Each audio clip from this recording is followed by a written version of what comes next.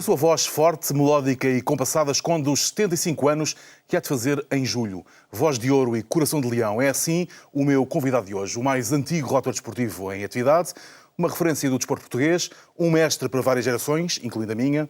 Sportingista assumido, calha ser amigo deste benfiquista, confesso. Os próximos 30 minutos são a prova que águias e leões podem estar juntos quando se querem bem. Fernando Correia, ainda bem que vieste. Ainda bem que me chamaste. Muito obrigado. É um prazer grande. Obrigado. És boa em matemática, com números?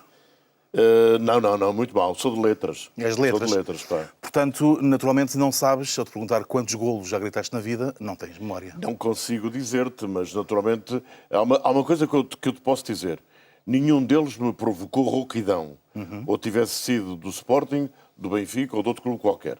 Portanto, gritei-os sempre com o mesmo entusiasmo e acredita com o mesmo profissionalismo. E quando se é assim, ninguém enlouquece. É bom tu dizeres isso, que aliás é reconhecido por a maior parte das pessoas, a esmagadora maioria das pessoas. Há sempre, enfim, gente Claro. que critica, mas é mesmo assim Com em todo certeza, lado. evidente. Eu falava um pouco do teu coração de leão. Tu não és um caso inédito, nem sequer és um caso raro, mas és um caso pouco habitual de alguém que assume, sem qualquer tipo de complexos nem problemas, a sua filiação clubística. O facto de seres um sportinguista, confesso. Normalmente, os jornalistas de desporto tendem a dizer que são ou da Seleção Nacional ou do Carcavelinhos, por exemplo, e não com todas as letras assumirem o seu clube, porque acham que isso lhes retira independência e isenção. Tal como aos árbitros, não é? Tal como aos árbitros, exatamente. Não, eu vou dizer-te que isto tem uma explicação. Ou, se quiseres, terá duas explicações. A mais forte, a mais poderosa, tem a ver com a vida e o tempo em que vivi. Eu, nos anos 60, quando atingi, digamos que, a possibilidade de fazer relatos a convite do Artur Agostinho, e nos anos 70, era outra a vivência, eram outros os costumes, era outra a cultura. Nós viajávamos com as equipas, nos autocarros das equipas, no avião da equipa, ficávamos no hotel da equipa quando íamos para fora. Havia uma proximidade que hoje não há. Muito grande e uma cumplicidade. Eu acho que isso me marcou muito este facto de eu poder dizer abertamente às pessoas: eu sou do Sporting, mas estou a trabalhar e venho com o Benfica, com o Futebol Clube do Porto, com o Sporting de Braga, seja com quem for, e venho fazer o meu trabalho, não tem nada a ver com o meu clube. A outra razão é que eu desprezei sempre as convenções, não é? Achei que valia a pena uma pessoa ser sempre honesta, entre aspas. Isto não é bem honestidade, é dizer assim: meus amigos, eu sou do Sporting, quem gostar de mim, gosta. Quem não gostar, por essa razão, não me ouve. Tal como não tenho problema nenhum em falar de religião ou de política, ou seja, do que for. Porque acho que sou um ser livre e, como ser livre, tenho todo o direito de ser aquilo que eu quiser ser. De resto, foste diretor do Jornal do Sporting, portanto, até desse ponto de vista... Ao mesmo tempo que trabalhava na TSF e fazia relatos com todo o carinho, com todo o amor e com o meu grande amigo Jorge Prestrelo. O assumires os teus gostos clubísticos não te trouxe amargos de boca? Trouxe-me no campo do Sporting, no estádio de Alvalade. Foi a única vez em que eu passei, de facto, um mau bocado, foi no estádio de Alvalade. Não por culpa direta, mas por razões que têm a ver com as massas, com a forma como as pessoas reagem. E conta-se em 30 segundos, o Jordão tinha reaparecido num jogo com o Famalicão, no estádio de Alvalade, depois de ter tido uma fratura de uma perna, e tinha sido uma coisa bastante demorada, e então aquele era o jogo da recuperação, era o jogo da mostragem: aqui estou eu, na plenitude daquilo que sei fazer. E houve um jogador do Famalicão que, na primeira entrada sobre o Jordão, lhe partiu a outra perna. E houve um comentador, que eu me dispenso de dizer o nome, que disse: foi sem querer, foi uma entrada perfeitamente involuntária. Provavelmente sim, não é? Provavelmente sim. Aí os sportinguistas viraram-se para trás, estavam com aquilo no ouvido, com o tijolo no ouvido. Era o tempo do transistor. Do tempo do transistor. Até porque era um tempo em que o futebol jogava-se à mesma hora e, portanto, era importante ouvir o que estava acontecendo nos outros estádios. Exatamente. Não é? E começaram a cumprimentar-nos, não é? Estávamos lá no camarotezinho em cima. Calcula o comprimento. Os cumprimentos da praxe. Ao intervalo, invadiram a cabine, partiram a porta aos pontapés e foi uma coisa completamente trágica. Houve alguém daqueles que vinha um bocadinho mais atrás que disse assim, não batam nesse que é do Sporting. Era eu. E pronto, veio a polícia, entretanto, sanou-se o conflito e durante a segunda parte nós aconselhámos o nosso colega comentador a ir para casa. Disse, vai-te embora, porque isto no final deve dar um arraial, vai-te fininho. Pronto, e assim foi. De maneira que quando acabou o jogo, vinhamos todos a descer, eles estavam à espera do comentador, que não veio. Já tinha ido. Então não há comentador, há o relator, levas tu, e pronto, e foi. E levaste. Levei 2 pontapés e depois também tive uma reação muito positiva da parte das pessoas de bom senso, e aí foi a parte séria, dizendo que aquilo eram atitudes animalescas e que não fazia nenhum sentido tomarem aquela posição contra fosse quem fosse, não, ou o Fernando Correia ou outro qualquer. E pronto, o conflito sanou-se, ficou por ali, mesmo assim ainda me magoaram um bocadinho as canelas, mas pronto, mas foi o resto. Em todos os outros estádios fui sempre tratado exemplarmente. Há pouco falavas do carinho com que relatas os golos. Tem exatamente o mesmo significado para ti, o mesmo sabor? Gritar um gol do Sporting, do Benfica, absolutamente do o mesmo Porto. significado. Posso-te garantir, Nuno, não há nenhuma malandriça encoberta, não há aqui nenhum cinismo, eu sou assim franco. Agora, se me disseres que eu vou ao estádio sem trabalhar, que vou como espectador, ver Aí és um um adepto jogo do normal, Sporting, evidentemente. aí apetece-me gritar grito e bate palmas e posso levar o cascol, ninguém tem nada com isso. Mas perdeste em trabalho quando tens a camisola vestida, que é uma expressão que se usa quando falamos de nós, jornalistas. Pela nossa independência de jornalista, eu acho que nós temos que ser isentos. É muito complicado ser Mas isento, perdeste a não é? capacidade de sofrimento? Ou seja, perdeste essa capacidade. Quando vestes a camisola, não tens essa capacidade de sofrimento. Nuno, há uma capacidade que sobrepõe a essa. É a capacidade profissional. Tu sabes quando ligas aquele microfone que estás a falar para milhões de pessoas, milhares, milhões, na RDP, ou na emissora nacional, onde eu estive durante muito tempo, sei lá, era um universo de ouvintes que eu não te consigo traduzir, não é? Desde as ex-colónias até ilhas, continente, sei lá. Sim, era um auditório muito vasto. Muito vasto. E essa responsabilidade de abrir o microfone e de falar para essa gente toda Sobrepõe-se a tudo o resto. sobrepõe-se a tudo o resto. Portanto, eu queria era um bom profissional, um bom relator, ou um bom comentador, ou um bom jornalista, o que tu quiseres. Entras na emissora nacional em 1958, Sim. por concurso, Por concurso, claro. que era como se entrava na altura de resto. O primeiro concurso que eu fiz foi para o antigo Secretariado Nacional de Informação de Triste Memória. Depois abriu um concurso para a emissora nacional e eu concorri. Fiquei, felizmente, classificado. Depois fiz um estágio de 3 meses, 4 meses, mais ou menos, com o Artur Agostinho e com o Dom João da Câmara. Um na música clássica, outro na música chamada ligeira. Enfim, para mim, música é música e o resto são tretas. Mas havia palestras e não sei o quê, e havia as óperas, e havia os concertos na chamada Lisboa 2, enfim. E depois fiz concurso para locutor de segunda classe estagiário. E depois concurso para locutor de segunda classe, já sem ser estagiário. E depois concurso para locutor de primeira classe. E depois concurso para chefe de equipa de realização. Lembras-te do teu primeiro ordenado? Fim de carreira. Diz? Lembras-te do teu primeiro ordenado? O meu primeiro ordenado eram 800 e tal escudos. Não chegava a 900, 800 e tal. E depois passou a 1 conto e 200, depois a 1 conto e 800, depois... Eu sei que quando atingi já uma carreira interessante, locutor de primeira, ganhava 3 contos e 600 ou 3 contos e 800 e vivia muito bem. E já era muito vivia dinheiro. muito bem, é verdade.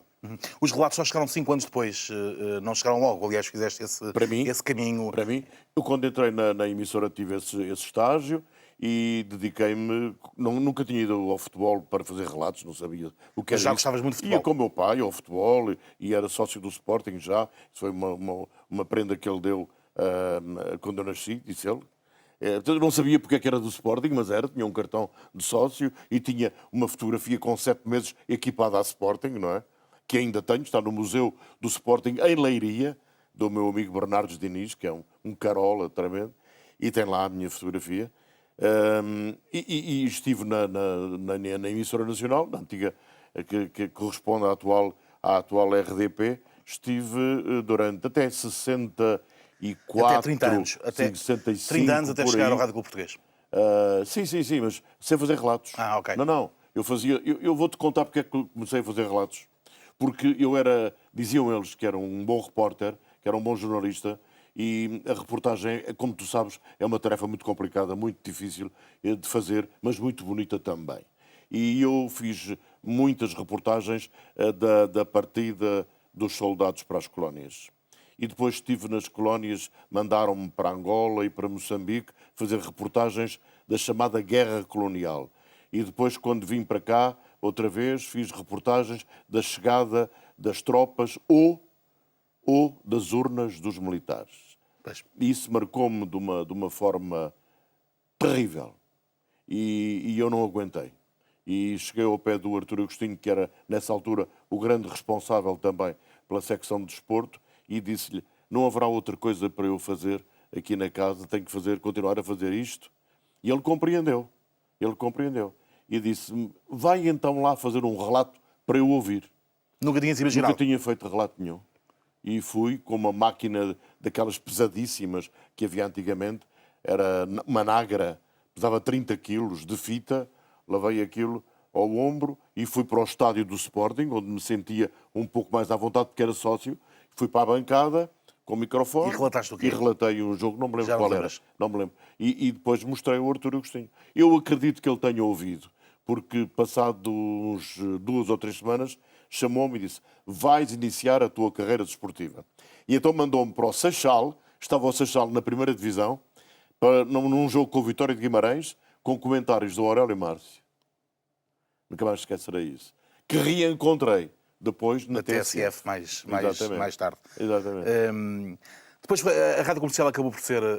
veio a Rádio Português a seguir à RDP e depois a Rádio Comercial, onde foi uma grande escola no jornalismo esportivo, na narração Sem dúvida. de jogos, Sem os dúvida. primeiros jogos relatados a 2 vozes, É verdade. os primeiros comentários de arbitragem com o Carlos Cardoso, que ainda hoje te acompanha Ainda hoje me acompanha. na Rádio Amália. Era de resto uma equipa de luxo. O Jorge Prestrelo, o Adão Figueiredo, o Fernando Emílio, o José Augusto David Marques, Borges. o David Borges, o Oliveira Gião, O Romeu Correia, o Oliveira Correia, Gião, é o verdade. Correia, o Manuel Costa Monteiro. Sim, senhor. Era uma equipa de luxo, de Era uma facto, grande equipa. na velhinha Era. Sampaio Pina E 26. éramos os líderes da audiência, de facto. Eu, nessa altura, era o responsável pelo desporto na Rádio Comercial, porque eu, no 25 de Abril, saí da emissora nacional e fui para o Rádio Clube Português. Porque era a emissora da liberdade, porque era o meu sonho. Fui para ali e, depois de 8 meses da liberdade, aquilo foi nacionalizado. E, de repente, eu estava outra vez no estádio então, já o caminho para a RDP, não é? E então preferi ficar em termos físicos na Sampaio Pina e aí na Rádio Comercial. Optei eu. Foram ficar tempos de grande exultação. Foi tudo muito bonito, foi tudo muito excitante, foi tudo muito real, e para mim foi uma novidade. Eu tinha percorrido todo aquele caminho todo. Desde que entrei em 58, do Salazar, não é? Dos governos de Salazar, Marcelo Caetano, o Américo Tomás, aquilo foram coisas que marcam qualquer pessoa, marcaram-me a mim também, não é? Não te esqueças que eu cheguei a fazer. A grande reportagem do dia era a inauguração da luz elétrica na vila não sei quantos. Ou então o fornecimento de água às pessoas em casa, não é? Não te esqueças disso. Eram tempos assim. Isto era uma aldeia. Era uma aldeia, Portugal inteira, era uma coisa... Ao longo da tua carreira desportiva foram muitos os episódios, muitas as aventuras vividas. Eu lembro de uma entrevista que tu me deste há 10 anos para o Diário de Notícias, em que regozijavas o facto de, até àquela altura, nunca teres falhado um campeonato da Europa e um campeonato do mundo. Era uma honra, era um orgulho para mim muito grande, desde que comecei a relatar, claro. Claro, evidente. Achei aquilo fantástico, mas depois começou a haver falta de dinheiro, falta de verba, e depois começou a aparecer também a possibilidade de fazer o relato no estúdio através da televisão, e isso poupava-se um dinheirito, porque a televisão começou a ir um dinheirão, a televisão começou a ir a fazer a cobertura dos jogos todos, e enfim... Mas era um orgulho. Agora já não é. E eram momentos de grande que já não é agora? Não, porque deixei de fazer. Ok, pronto. Não, campeonatos da Europa e campeonatos Sim. do mundo, não. Depois daquela amarga experiência de Saltilho. Era aí que eu ia chegar. aí. Esses momentos foram momentos de grande camaradagem, seguramente, mas também de grande tensão. Em 86, em Saltilho, no Sim. Mundial do México. Sim, mas depois continuei e fiz mais, aliás. Sim, mas foi muito marcante Estive na esse- Coreia, no Japão e por aí fora. Foi muito marcante esse Mundial De Saltilho. no Foi México. muito marcante, essencialmente porque os Depois daquela jogadores... esperança toda do golo Exatamente. de Carlos Manuel em Estugarda, que nos apurou para o É Mundial. verdade que eu relatei. Que tu relataste, Que eu precisamente. relatei. E depois de uma vitória contra a Inglaterra também, com um gol de Também. Carlos Manuel no arranque, E antes disso, o Campeonato da Europa em França. que tínhamos ficado no terceiro lugar, não é? Com certeza, e podíamos ter ido um pouco 84. mais longe. Foi no prolongamento que o Platini nos levou à certa. Mas de qualquer Foi aí que começou. Foi aí que começou. Foi aí que começou. Foi aí que começou. Tens toda a razão. Mas em relação ao Saltilho, eu acho que, sobretudo, eu entendi que os jogadores da seleção portuguesa tinham razão. E que era muito fácil ter resolvido aquele problema. Eles só queriam, e era só aquilo que eles pediam ao César Grácio, que era o secretário-geral da Federação, Na altura, presidido pelo Silva Rezende. e certo? Silva Rezende. Eles só pediam o doutor Silva Rezende que venha aqui falar connosco. Só queremos conversar com ele um bocadinho. Ele que venha, porque é fácil chegarmos a acordo. E ele não foi. E isso levou a tudo aquilo, não é? Aquela revolta, as camisolas ao contrário, com o patrocínio também metido para dentro. E depois a enfim, desportiva, uma e depois- triste representação. E outra coisa bastante que influenciou bastante isto é que a seleção, com o Torres como treinador, Deixa-me o sonhar. malogrado, o Zé Torres, o Bom Gigante, O Bom não é? Gigante. A seleção foi para Saltilho, e eu também, um mês antes de começar o campeonato. Isto não se faz em parte nenhuma do mundo, não é? Não E em pode ser. condições, se bem me lembro, muito, Sim, muito tínhamos fracas, um campo de treino Que é- inclinado. Onde, Era a aliás, descer. o Bento... Não foi nesse campo de treino que ele partiu Ok. o pé. Foi num jogo de treino, num campo, não em Saltilho, e estou a falar de Saltilho, Sim. mas Mas na foi- cidade mais próxima. Mas foi ali no mas México. era a descer, que era o nunca visto. Uma seleção nacional que treina num campo que é a descer, que é inclinado. Uhum. E uma grande seleção, onde estava o Paulo Futre também, A o despontar, André, o Diamantino, o Carlos Manuel, o núcleo do Barreiro Bento, o Manel Galrinho Bento, Manuel acabamos de falar Galrinho nele. Enfim, o Vítor Damas, em final de carreira já, mas que depois foi Que acabou obrigado, por ser foi obrigado com a a jogar. Polónia e com o Marrocos, não é? Exatamente. Enfim, era uma equipa... O André, Sim. tocava muito bem órgão. Sim, era aliás um ótimo carregador de piano, Exatamente. como o Exatamente. meio campo do Futebol Clube do Porto E da depois, seleção. aquilo que era um motel em Saltilho, era um motel, não é? Era um motel praticamente, aquilo era deserto, não é? E então dava para tudo. Era um motel em Eu todos nem os conto mais sentidos. porque dava para Era um tudo. motel em todos os Em sentidos. todos os sentidos. Tu és de uma geração de grandes relatores esportivos, uns mais velhos, uns mais novos, mas todos contemporâneos e muito marcantes. Tu, o Pestrelo, o Ribeiro Cristóvão, o Costa Martins, o António Pedro. E Hoje- de um senhor chamado Amadeu José de Freitas, Amadeu José de Freitas. que terá sido o melhor relator que eu ouvi até hoje, talvez influenciado por aquele tempo, não é? Porque depois, quando apareceu o Jorge Prestrelo, agora o Carlos Lobete, que relata muito bem, ou o Nuno Matos, a rapaziada atual da RDP, são todos bastante bons relatores. Nós não, naquela altura, a referência para nós era o Artur Agostinho e depois era o Amadeu José de Freitas, apareceu sobretudo no hóquei em patins. Quando havia relatos que o hóquei era uma modalidade E então o Amadeu foi a minha primeira grande referência. Mas o Nuno Brás também, na altura, Sim, no Porto, sim. muito bom. Acabaste por responder à pergunta que eu ia fazer-te. Era perguntar-te se hoje a qualidade média dos relatores desportivos em Portugal é elevada, é uma garantia para quem, como tu, viveste muitos anos, vais continuar naturalmente a relatar jogos, mas naturalmente, enfim, haverá um tempo em que vais Sim. parar e já ameaçaste várias vezes. Mas eu ameaço e depois não me deixo. não é? Nunca te deixam. Eu Aliás, eu quando acho- foi a morte do Jorge Prestrelo, Sim. faz 10 anos este ano, em maio. É verdade. em Eu maio deste nessa ano, altura disse, olha, tu disseste que era a morreu última. parte de mim. Morreu parte de mim, era verdade. Nós fazíamos os relatos juntos, não é? Uhum. Aquele relato do Campeonato da Europa em Portugal foi algo que nunca mais esquecerei na minha vida, não é?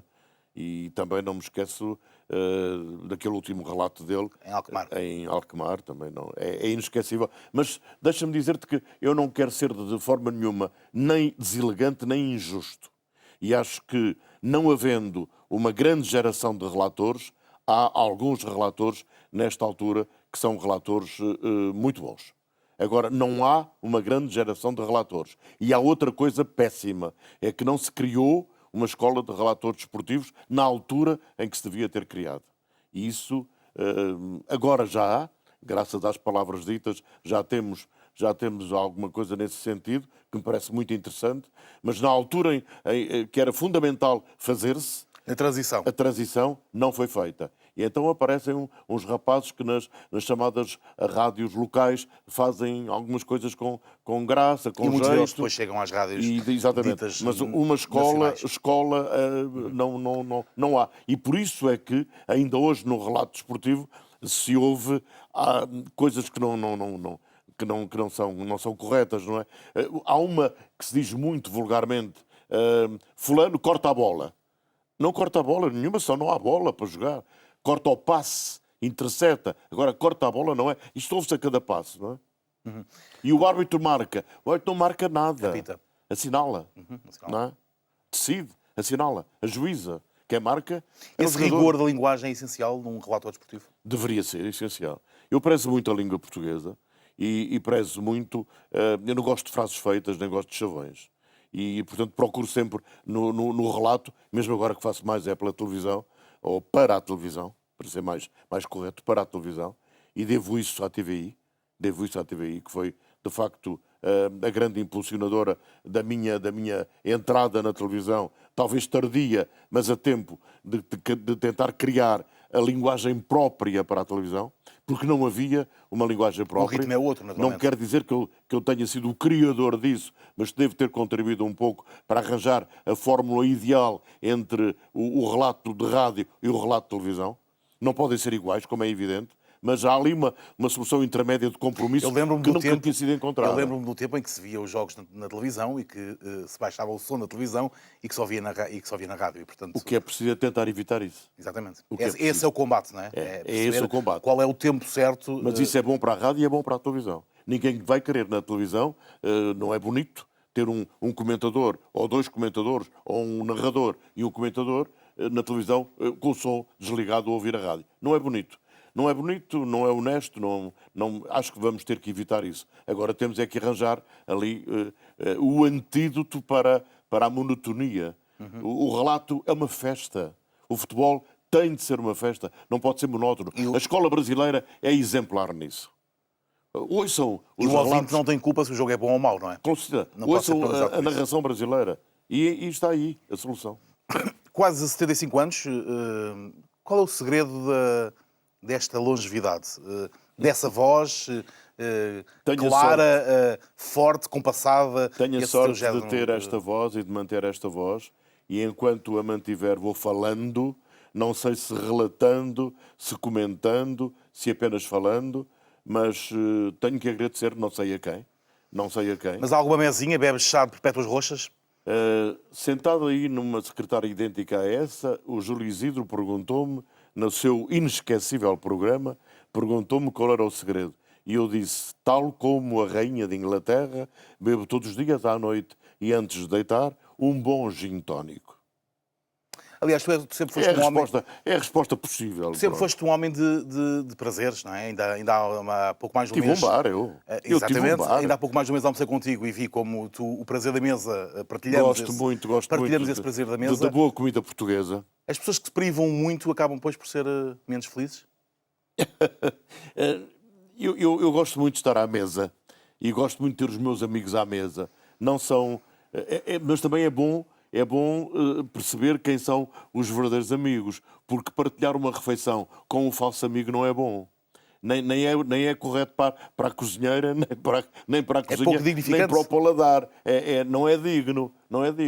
Portanto, nós temos que escolher bem os amigos, saber quem são os amigos. A palavra amizade, nesta altura, está muito facilitada. É muito fácil dizer, eu sou teu amigo, pá. Não, tem é que demonstrar que é. Banalizou-se. Mas eu sou teu amigo. E eu também sou teu, ainda bem.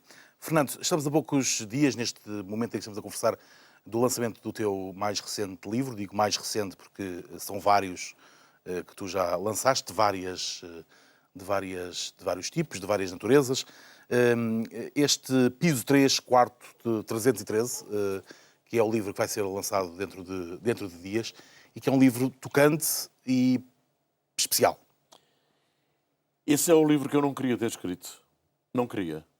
E quando fui desafiado pela editora para escrever o livro, pela Guerra e Paz, eu hesitei muito, mas ao mesmo tempo achei que tinha o direito de alertar as pessoas para uma doença tremenda, que é a doença de Alzheimer, e que seria bom escrever alguma coisa que elucidasse, sobretudo os cuidadores, da forma como lidar com as pessoas que têm essa doença.